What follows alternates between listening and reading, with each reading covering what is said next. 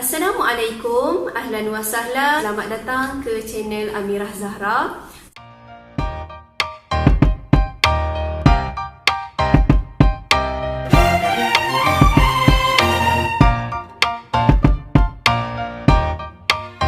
Topik kita pada kali ini dalam bidang sirah iaitu kepimpinan Rasulullah sallallahu alaihi wasallam di Madinah.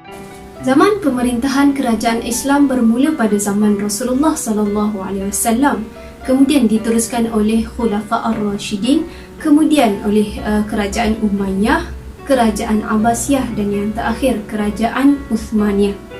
Pemerintahan kerajaan Islam yang pertama di dunia adalah bermula di Madinah. Rasulullah sallallahu alaihi wasallam telah membina asas negara Islam Madinah yang kuat dengan beberapa cara.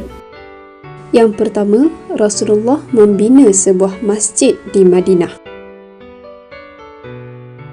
Kedua, Rasulullah sallallahu alaihi wasallam mempersaudarakan Muhajirin dan Ansar.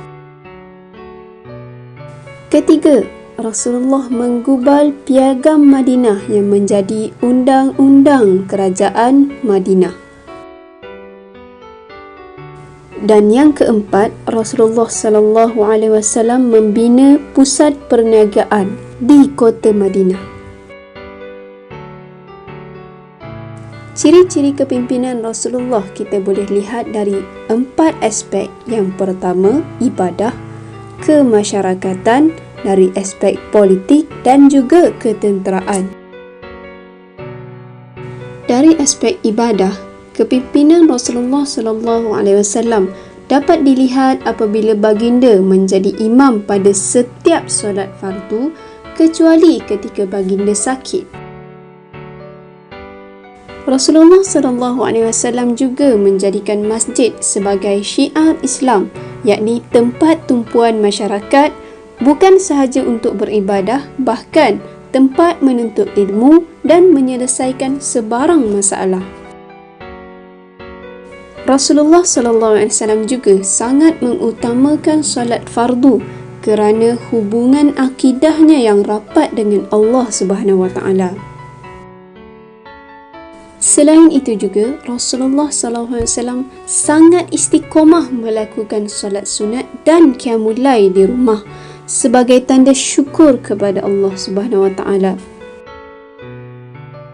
Kesempurnaan akidah dan ibadah Rasulullah sallallahu alaihi wasallam adalah kerana kesempurnaan akhlak Rasulullah sallallahu alaihi wasallam yang mengamalkan perintah Allah Subhanahu wa taala. Kepimpinan Rasulullah sallallahu alaihi wasallam telah berjaya menjadikan masyarakat Madinah hidup harmoni, saling membantu dan bersatu mempertahankan negara Madinah. Kejayaan ini dapat dilihat melalui usaha baginda, antaranya Rasulullah sallallahu alaihi wasallam mempersaudarakan Muhajirin dan Ansar dalam ikatan Islam. Setiap orang Ansar mengambil seorang Muhajirin sebagai saudaranya serta berjanji untuk membantunya. Orang Ansar memberikan pelbagai bantuan seperti tempat tinggal dan harta. Rasulullah juga mengadakan perjanjian dengan kaum Yahudi dan musyrikin yang tinggal di Madinah.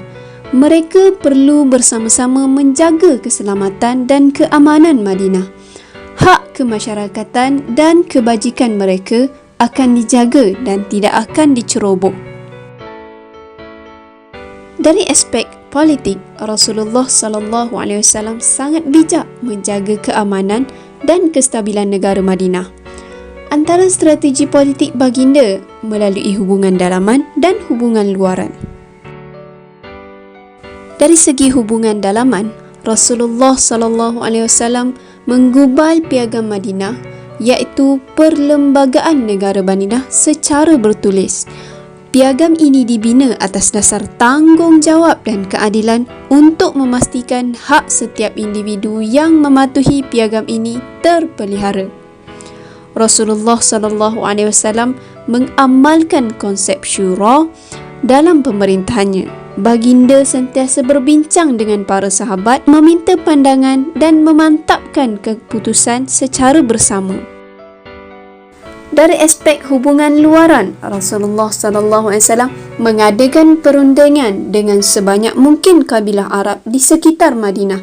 Rasulullah sallallahu alaihi wasallam mengikat perjanjian persahabatan dengan mereka atau sekurang-kurangnya perjanjian berkecuali supaya mereka tidak akan menyokong atau berperang untuk mana-mana pihak.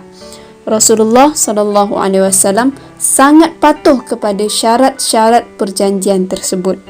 Dan Rasulullah sallallahu alaihi wasallam mengutus surat kepada kerajaan luar sekitar Madinah untuk mengajak mereka beriman kepada Allah Subhanahu wa taala. Kewibawaan Rasulullah sallallahu alaihi wasallam dalam aspek ketenteraan dapat menjaga maruah agama dan keselamatan umat Islam. Antara tindakan Rasulullah sallallahu alaihi wasallam termasuklah: secara umumnya, Rasulullah mengutamakan perdamaian berbanding perperangan. Rasulullah menubuhkan pasukan peronda untuk mendapat maklumat musuh. Rasulullah juga memperkuat umat Islam dengan ilmu dan kemahiran ketenteraan.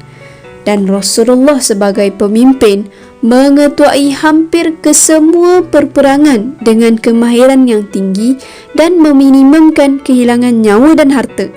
Dan yang terakhir, Rasulullah mengamalkan peperangan yang beretika seperti tidak membunuh orang awam dan tidak merosakkan tanaman. Rasulullah sallallahu alaihi wasallam mempelbagaikan strategi perperangan untuk mengelirukan musuh. Rasulullah bergerak secara rahsia dan pantas sehingga tidak memberi peluang kepada musuh untuk menyerang balas dan akhirnya musuh menyerah atau melarikan diri. Rasulullah melancarkan serangan psikologi untuk melemahkan semangat musuh dan dapat mengelakkan pertumpahan darah. Rasulullah tidak panik walaupun berada dalam situasi genting, malah terus bangkit menyusun strategi baru. Jom sama-sama kita lihat apa iktibar daripada kepimpinan Rasulullah sallallahu alaihi wasallam. Dari sudut ibadah, kita boleh mengajak anggota keluarga dan rakan bersama-sama untuk membudayakan ibadah dalam kehidupan kerana ketaatan kita kepada Allah Subhanahu wa taala. Dari sudut kemasyarakatan, kita boleh memelihara hubungan baik dan bantu-membantu sesama rakan tanpa mengira kaum dan agama. Dari sudut politik pula, kita boleh menyumbang idea untuk pembangunan kelab atau persatuan yang kita sertai. Dan dari sudut ketenteraan, kita perlu menjaga kekuatan fizikal dan mental dengan menyertai aktiviti sukan dan co-curriculum. Hal ini disebutkan dalam sebuah hadis yang Rasulullah menyatakan bahawa Allah sangat menyukai hamba-hambanya yang kuat berbanding hamba-hambanya yang lemah.